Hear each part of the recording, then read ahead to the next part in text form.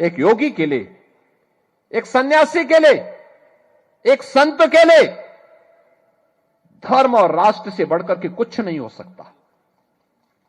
यही उसके जीवन का ध्येय होना चाहिए। उसकी व्यक्तिगत प्रॉपर्टी कुछ नहीं होती, धर्म ही उसकी प्रॉपर्टी है, राष्ट्र ही उसका स्वाभिमान है। अगर कोई राष्ट्रीय स्वाभिमान को चुनौती देता है तो हमें खुल करके उसके सामने आकर के खड़ा हो जाना चाहिए, उसकी चुनौती का मुकाबला करने के लिए खड़ा होना चाहिए। कोई धर्म के खिलाफ आचरण करता है, क्योंकि ऐसे तमाम कालनेमी होंगे जो धर्म की आड़ में सनातन धर्म को कमजोर करने की साजिश रच रहे होंगे। हमें उनसे सावधान होना होगा, उनसे सतर्क रहना होगा।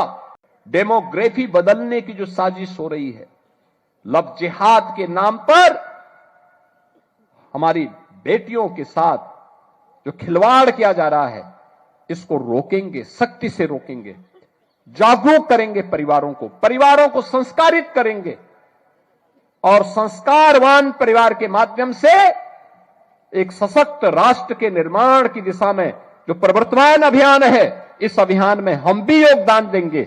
यह हमारे योगियों को, पूज्य संतों को और समाज के जागरूक नागरिकों को इस दिशा में आगे बढ़ना होगा।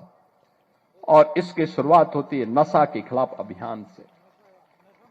जो मैंने कहा, नशा नाश का कारण है, पूरी पीढ़ी को खोखला बना देता है, उसकी सोचने समझने की सामर्थ्य को नष्ट कर डालता है, उसे तमाम प्रकार के पाप कर्मों के लिए प्रेरित करता है। हमें इससे बचने की आवश्यकता है, उसके खिलाफ एक अभियान को चलाने की आवश्यकता है।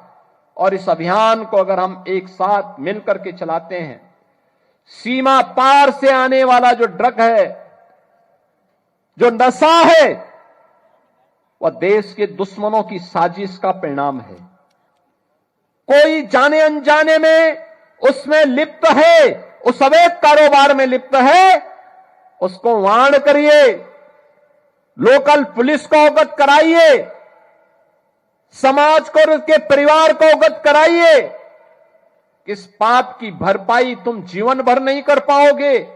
जो ये कृत्य कर रहे हो, इसके बारे में बताइए उनको, और नहीं मानता है तो समाज संगठित होकर के इसके विरोध में खड़े हो जाए। सामूहिक रूप से खड़े होना चाहिए।